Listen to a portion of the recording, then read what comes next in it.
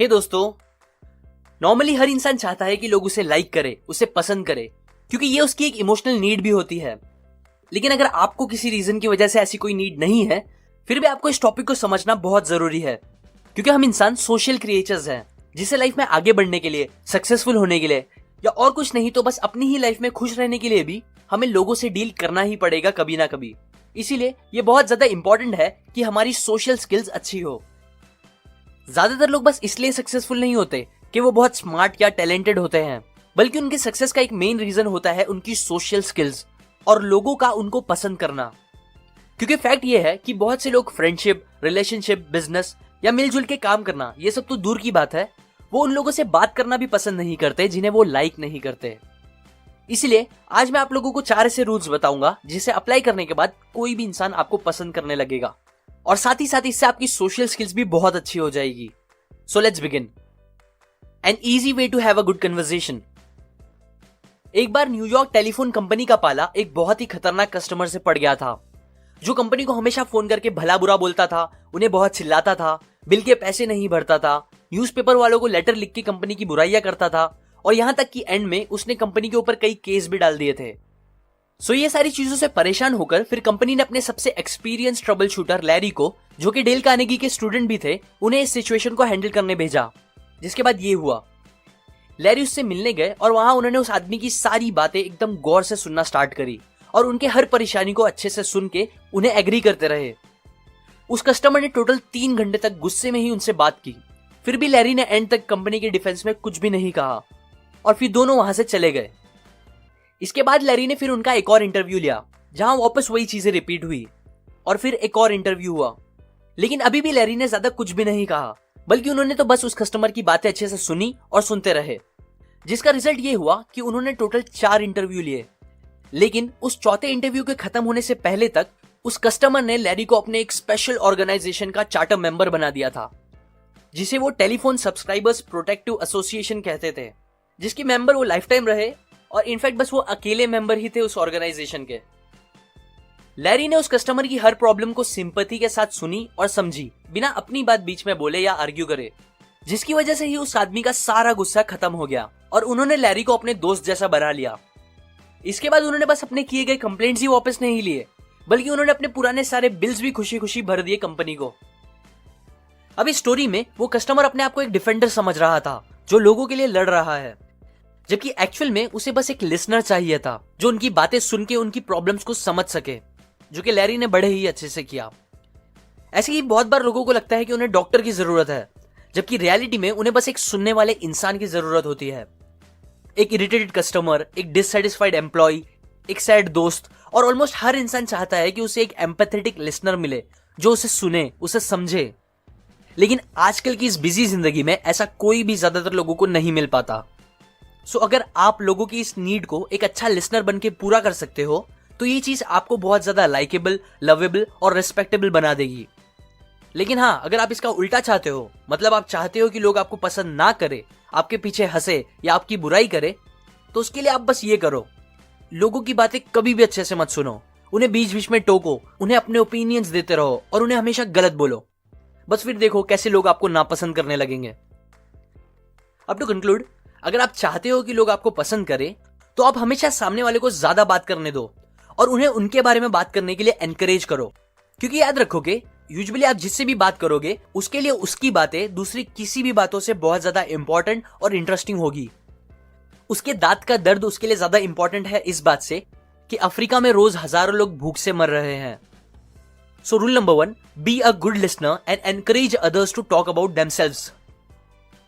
Number 2, if you don't do this, you are headed to trouble. Andrew Carnegie, जो अपने time के richest इंसान थे, उन्हें स्टील इंडस्ट्री का किंग कहा जाता था। लेकिन ये इसलिए नहीं था कि उनकी स्टील मैन्युफैक्चरिंग को लेकर नॉलेज बहुत थी या वो बहुत स्मार्ट और एजुकेटेड थे। इनफैक्ट उनके अंडर ऐसे बहुत से लोग काम करते थे जो उनसे ज्यादा स्मार्ट और नॉलेजेबल थे। सो ऑथर कहते हैं कि जिस मेन बात ने उन्हें सक्सेसफुल बनाया था, वो था उनका लोगों को हैंडल कर पाने की एबिलिटी और खासियत। वो एक बहुत अच्छे लीडर थे, जिन्हें लोगों से बात करने आता था और जिनकी सोशल स्किल्स भी कमाल की थी। बचपन में उन्होंने एक सिंपल और इंपॉर्टेंट बात सीखी थी। जब वो 10 साल के थे, तब उन्हें एक मदर रैबिट मिली थी, जिसे उन्होंने अपने पास रख लिया था। अब कुछ टाइम बाद उस मदर रैबिट से बहुत से छोटे रैबिट्स पैदा हुए। कार्नेगी के पास उन्हें खिलाने के लिए कुछ भी नहीं था, इसीलिए उन्हें एक आइडिया आया। उन्होंने अपने पड़ोसी बच्चों को ऑफर दिया कि अगर तुम इनके लिए खाना ढूंढ के लेके आओगे तो मैं इन रैबिट्स को तुम्हारे नाम दे दूंगा। बच्चे ये सुन के खुश हुए और मान गए। यही टाइम था जब उन्होंने सीख लिया था कि एक इंसान का नाम उसके लिए कितना इंपॉर्टेंस रखता है। ये बात उन्होंने फिर आगे अपने बिजनेस में भी बहुत बार अप्लाई की, जिससे उन्हें बहुत फायदा भी हुआ। एग्जाम्पल, जैसे कि एक बार कार्नेगी को पेंसिल्वेनिया रेल रोड को अपनी स्टील से बनी हुई रेल्स बेचनी थी। उन्हें समझ नहीं आ रहा था कि वो ये कैसे पॉसिबल करे। सो उन्होंने क्या किया, पीटर्सबर्ग नाम की जगह पे एक स्टील की फैक्ट्री खोली और उसे नाम दे दिया एडगर थॉमसन स्टील वर्क्स। क्यों? क्योंकि एडगर थॉमसन जो थे वो पेंसिल्वेनिया रेल रोड के प्रेसिडेंट थे। सो अब आप ही गेस करो, ये बात पता चलने के बाद उन्होंने स्टील रेल्स कौन सी कंपनी से खरीदी होगी? हाँ, आप सही सोच रहे हो। उन्होंने हैप्पीली वो स्टील रेल्स अपनी नाम की बनी हुई मिल से खरीदी, जो कि थी तो एक्चुअली कार्नेगी की ही। एक और टाइम की बात है, कार्नेगी और जॉर्ज पुलमैन के बीच कंपटीशन चल रहा था। दोनों चाहते थे कि उन्हें यूनियन पैसिफिक रेल रोड के साथ बिजनेस डील मिले, और इसी चक्कर में दोनों अपने दाम कम करते जा रहे थे, जिससे उनके प्रॉफिट्स भी खत्म होते जा रहे थे। सो इसीलिए एक दिन जब कार्नेगी पुलमैन से मिले तो उन्होंने कहा, तुम्हें नहीं लगता हम अपने आप को बेवकूफ बना रहे हैं? तो ये सुन के पुलमैन ने कहा, मतलब क्या है तुम्हारा? तो कार्नेगी ने पुलमैन को सारी बातें समझाई और सजेस्ट किया कि उन दोनों को लड़ने के बजाय मिलकर काम करना चाहिए और यही चीज प्रॉफिटेबल होगी। पुलमैन ने सारी बातें सुनी तो, लेकिन फिर भी वो बातें उन्हें हजम नहीं हो रही थी। जिसके बाद उन्होंने पूछा कि अच्छा ये सब तो ठीक है, पर कंपनी का नाम क्या होगा? तब कार्नेगी ने कहा, ऑब्वियसली उसका नाम होगा पुलमैन पैलेस कार कंपनी। ये सुनते ही उनके फेस पे स्माइल आई और फिर उन्होंने कार्नेगी को डिटेल में बात करने के लिए अपनी ऑफिस में बुलाया, जिस डिस्कशन ने फिर एक इंडस्ट्रियल हिस्ट्री क्रिएट कर दी। पहले जमाने के अमीर लोग ऑथर्स को बहुत सारे पैसे देते थे ताकि वो उनका नाम अपनी बुक में डाले। आज भी लोग अपने नाम पे चीजें बनवाते हैं ताकि उनका नाम जमाने को पता चले और याद भी रहे, क्योंकि एक इंसान का नाम उसके लिए बहुत ज्यादा इंपॉर्टेंट होता है। लेकिन फिर भी हम इस सिंपल सी चीज पे ध्यान नहीं देते, जो कि सच में स्टूपिड है। कितनी बार ऐसा होता है कि हम किसी से मिलते हैं, नाम पूछते हैं, लेकिन उसे ध्यान से सुनते भी नहीं और याद रखने की कोशिश भी नहीं करते, और फिर कभी नीड पड़ने पर हमें उनसे वापस उनका नाम पूछना पड़ जाता है। अब ये चीज लगने में तो छोटी है, पर ये सबकॉन्शियसली बहुत खराब सिग्नल देती है सामने वाले को। एक इंसान के लिए उसके नाम की आवाज सबसे स्वीट साउंड होती है किसी भी लैंग्वेज में। इसीलिए हमें हमेशा थोड़ी सी एफर्ट लगा के लोगों के नाम याद रखने चाहिए। ये चीज हमें लाइकेबल ही नहीं, बल्कि बिजनेस और लोगों से डील करते वक्त भी बहुत काम आएगी। So rule number 2, always remember people's name. Number 3, how to interest people. Edward Chalif boy scout group के एक एक्टिव मेंबर थे। अभी जिसे नहीं पता उसे बता दूं, बॉय स्काउट एक ऑर्गेनाइजेशन है जहां पे वो यंग लड़कों को अलग अलग ट्रेनिंग देके उनकी स्किल्स बढ़ाते हैं, जैसे कि surviving skills, leadership skills etcetera. तो क्योंकि ये इवेंट्स काफी अच्छे होते हैं जो बच्चों को काफी अच्छी बातें सिखाते हैं, इसीलिए एडवर्ड चाहते थे कि उनके ग्रुप का एटलीस्ट एक लड़का तो यूरोप में होने वाले बड़े से बॉय स्काउट इवेंट में पक्का जाए। लेकिन पैसों की थोड़ी प्रॉब्लम थी, इसीलिए वो इस ट्रिप की फंडिंग के लिए एक बड़े कॉर्पोरेशन के प्रेसिडेंट से बात करने वाले थे। अब मिलने से पहले एडवर्ड ने थोड़ी रिसर्च करी थी प्रेसिडेंट के बारे में, जिससे उन्हें पता चला था कि उस प्रेसिडेंट ने एक बार $1 मिलियन का चेक लिखा था, जो फिर कैंसिल हो जाने पर उन्होंने उसे फ्रेम लगा के दीवार पे टंगा दिया था, क्योंकि उस टाइम पे ये सच में एक बहुत ज्यादा बड़ी बात थी।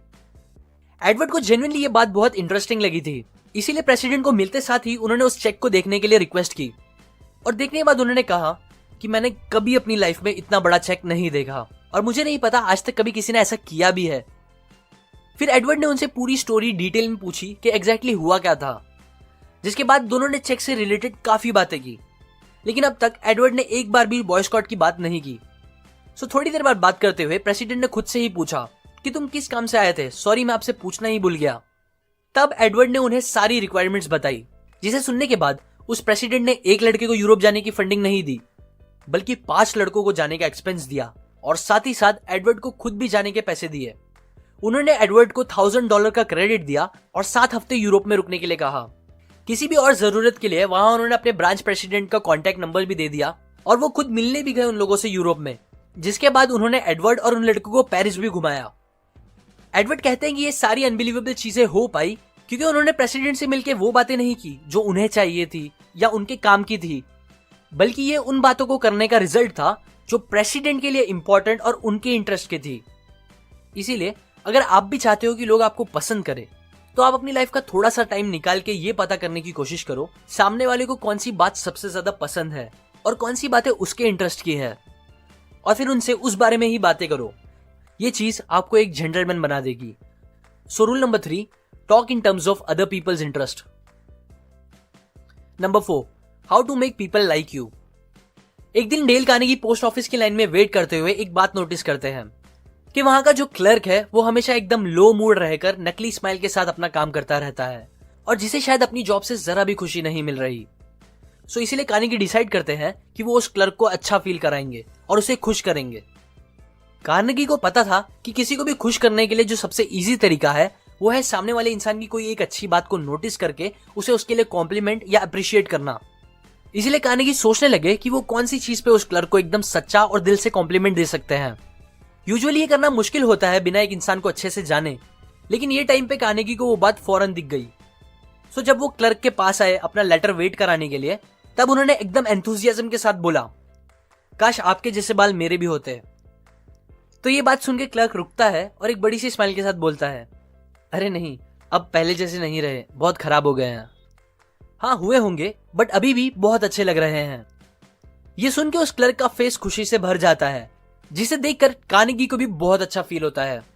फिर वो थोड़ी और बात करके चले जाते हैं। अब इसके बाद जब भी ऑथर वापस कभी पोस्ट ऑफिस जाते थे तो क्लर्क ऑथर को देखकर हमेशा एक खुशी से भरी स्माइल करता था, जिससे फिर ऑथर का मूड भी अच्छा हो जाता था और क्लर्क का भी। और ये सब हुआ बस एक सिंपल जेन्युइन कॉम्प्लीमेंट की वजह से। हर इंसान अपने आप को दूसरे से किसी एक बात में तो ज्यादा अच्छा समझता ही है, और अगर आप वो एक चीज देखकर उसे उस बात के लिए जेन्युइनली कॉम्प्लीमेंट दोगे तो श्योरली वो इंसान आपको जरूर पसंद करने लगेगा, क्योंकि ये उसे इंपॉर्टेंट फील कराएगा। मैंने अभी और पहले जितने भी पॉइंट्स बताए थे वो सारे इस पॉइंट्स को कहीं ना कहीं मैच करते हैं, जैसे कि लोगों के नाम याद रखना, उनकी बातें गौर से सुनना, उन्हें ज्यादा बात करने देना, उनके इंटरेस्ट की बातें करना, उनके बर्थडेज याद रखना। ये सारी चीजें लोगों को इंपॉर्टेंट फील कराती है। दुनिया में बिलियंस ऑफ लोग रहते हैं, लेकिन हर इंसान चाहता है कि वो थोड़ा तो अलग हो, वो थोड़ा खास हो दूसरों से। और जब आप ये सारी चीजें करके उन्हें वो खास फीलिंग दोगे तो वो आपको ना चाहते हुए भी लाइक करने ही लगेंगे, क्योंकि बहुत कम लोग ही आज किसी को खास फील कराने का एफर्ट लेते हैं। सो अगर आप चाहते हो कि लोग आपको पसंद करें तो आप जेन्युइनली उन्हें पसंद करो और उन्हें इंपॉर्टेंट फील कराओ। यही सबसे पावरफुल टेक्निक है, क्योंकि ये आपको भी अच्छा फील कराएगी और दूसरों को भी। इसीलिए ये रूल और बात आप कभी मत भूलना। Rule number 4, make others feel important. ये बातें मैंने आपको how to win friends and influence people by Dale Carnegie इस बुक से बताई है।